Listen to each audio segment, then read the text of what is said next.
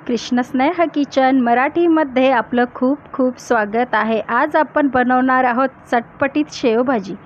तुम्ही बघू शकता किती छान शेवभाजी आपली बनून तयार झालेली आहे।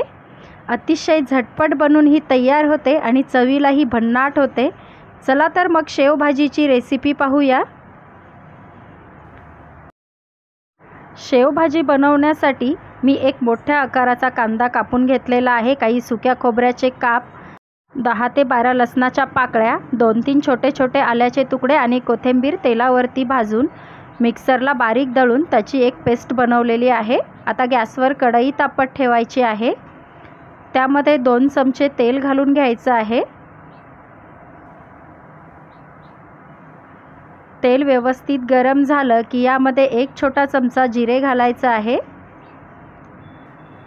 चिमूटभर हिंग घालायचा आहे। जिरे हिंग छान तडतडलं की कढीपत्त्याची पाने घालायची आहेत।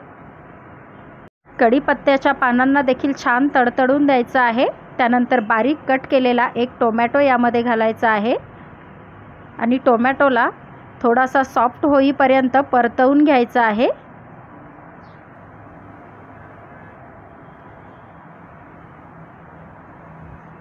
टोमॅटो आपला छान सॉफ्ट झालेला आहे। आता यामध्ये घालूया मिक्सरला दळलेलं वाटण।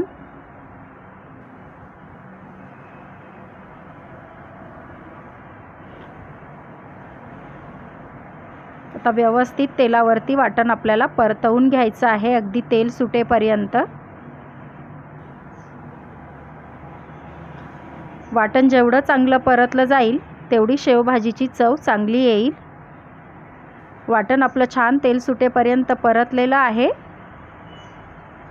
तर एकदा व्यवस्थित हलवून घेऊया आणि सुखे मसाले घालूया। आता यामध्ये घालूया पाव चमचा हळदी पावडर, पाव चमचा गरम मसाला, 1 चमचा धना पावडर,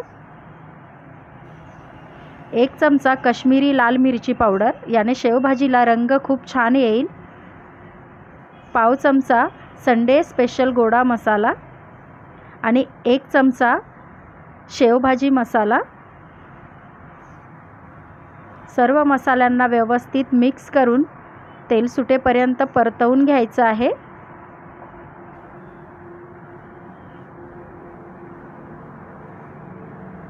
आता यामध्ये घालायचं आहे चवीनुसार 1 चमचा मीठ।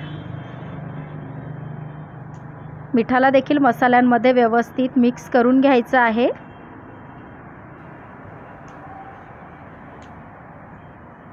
मसाले छान परतलेले आहेत, अगदी तेल सुटेपर्यंत, आणि टोमॅटो देखील छान मसाल्यांमध्ये मॅश झालेला आहे। मी दुसऱ्या गॅसवरती 2 ग्लास पाणी गरम होण्यासाठी ठेवलेलं आहे। आता ते गरम पाणी यामध्ये घालून घेऊया।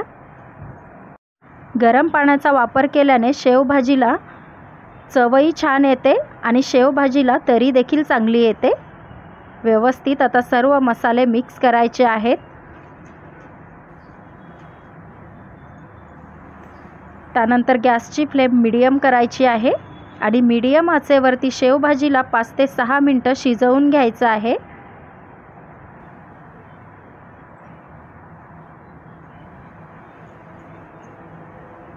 5 ते 6 मिनिटं शेवभाजी शिजल्यानंतर गॅस बंद करायचा आहे। तुम्ही बघू शकता गरम पाण्यामुळे शेवभाजीला खूप छान तरी आलेली आहे। आता यावर घालूया बारीक कट केलेली कोथिंबीर।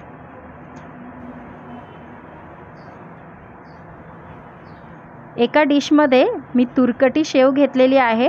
तुम्ही तुमच्या आवडीची शेव देखील घेऊ शकता। अशा प्रकारे शेवभाजीची शेव मी घेतलेली आहे। आता यावर घालायचा आहे गरम गरम शेवभाजीचा रस्सा।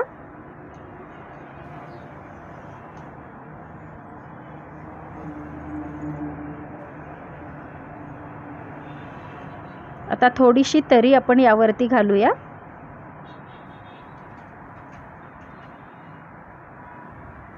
खाण्यासाठी तयार आहे आपली चटपटीत शेवभाजी। तुम्हाला शेवभाजीची रेसिपी कशी वाटली मला कमेंट करून नक्की सांगा। रेसिपी आवडल्यास लाईक आणि सबस्क्राईब करायला देखील विसरू नका. आपण पुन्हा भेटूया अशाच नवनवीन रेसिपींसोबत. थँक्यू.